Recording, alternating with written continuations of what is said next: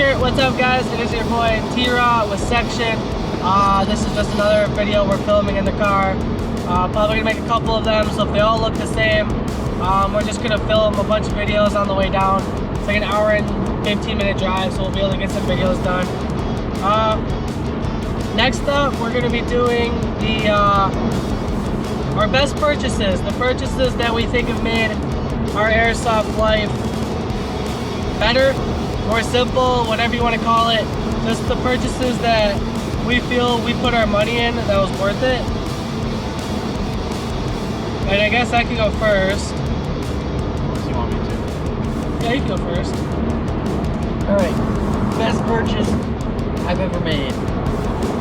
It's probably got to be my BFC MP7 A1. That you don't use? That I don't use at the moment. So the only reason I'm not using it at the moment is the tappet plate fell off of, or popped off the nozzle one game, and I wasn't able to fix it, or I didn't realize that was an issue for a while until I completely took it apart.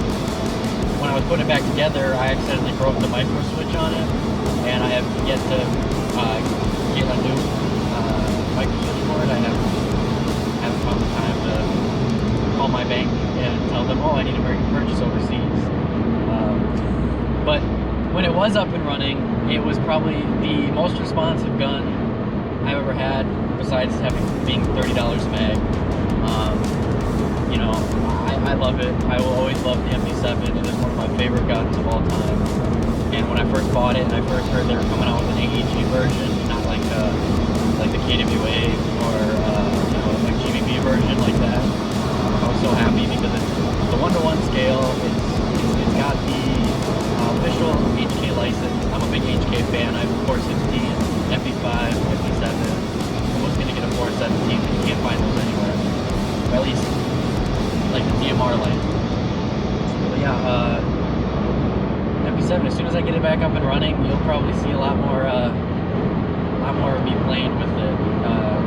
It's probably about as snappy as my custom M4 build. Yeah, that was out of the box. Man, if we're talking guns, the things I don't regret, my SSG-1. That was a impulse buy.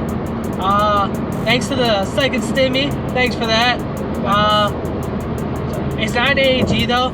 I went to wire it to Dean's. I jacked that up pretty badly. And then also the electronics were having issues anyways. So I just did what I normally do with all my guns. I gutted it, and then I slapped a spare. Yes, I have spare engines. I had a spare Inferno Gen 2 that I put in it. It has a tap scythe trigger for the memes. But I love that gun. It is stupid lightweight. I love the angle of the stock because it works with a mask. You can use sights. It's comfortable. I love the diameter of the outer barrel. It's super comfortable. It's everything you need and nothing you don't. I don't need to walk on the field with a big, fully kitted out gun for a walk-on play to shoot people with plastic BBs. That's just me.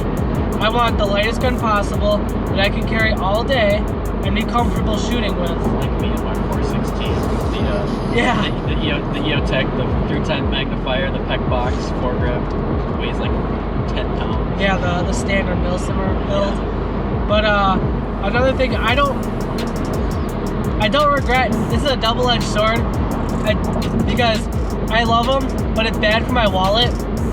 Lexi, I hope you don't watch this. It's definitely the TM high cap of baseline, and just upgraded high cap as a general besides the AW. Has been the most fun for me. I can't work on AEGs, but I can break my high capas down, upgrade them, fiddle with the sear springs. I can do all that to achieve what I'm looking for, and I can comfortably rip it apart, put it back together, and diagnose an issue way better than like an AEG for me. Donnie loves AEGs. I can't stand them. I'm not good with wired and electrical, but I love I love being able to go even on like a newer website like LA Kappa Customs. Shout out to your 1-year anniversary. Ordered a bunch of stuff that time and all the other times, but definitely the most fun gun to upgrade because there's so many different ways you can go with it. Even just getting like a plain cow grip and doing either your own stippling, making your own vinyl, buying like an Abu Dhabi supply vinyl, which I have. They're just the most fun thing to build for me personally, and I love the pistols. And ever since TAP/Primary Arms made their adapters, it's made them more feasible for me to use, especially year-round in Wisconsin, even at our indoor field. It's in a basement of a mall. Yes, it's in the basement of a mall, but it still gets kind of cold down there. During the winter, it can be 50, 60 degrees. Green gas still isn't that efficient. So being able to use HPA consistently, not have to change the line on every tap mag, which I used to do with my Glock before I got high kappas. The Primary Arms makes it way more feasible and way more easier to be efficient with the pistol, even outdoor. I take my high kappas outdoor. I use my SSG1, but I use my high kappas too. But also, like to round out the guns, my Tokyo Marui Breacher, best waiting for a year purchase ever. It got stuck in customs. This was back when you had to order from like Red Wolf or who was the other one? Airsoft GI. No, Airsoft Global. They were big for Glocks back in the days. If you're older players, you know you had to buy the lower and the slides separately to get a Glock from WE Tokyo Marui. So if you're an old school player, remember that. But definitely the Breacher was one of the big things. Once I get a trace unit, you'll see gameplay. It's hard to record gameplay when you can't see the BBs. Totally get it. But my Breacher's HPA is tapped to the Angry Gun adapter. And that thing's probably the most fun to just turn the corner with 6-round shot. You can run 2s through it. So it's definitely like one of the more fun odd guns to use. But over to you now. Yeah. So I had another one of my favorite purchases I ever made is one day I came down to Mirror Tactical and I've been wanting this gun for a while. It was a BFC Saber Carbine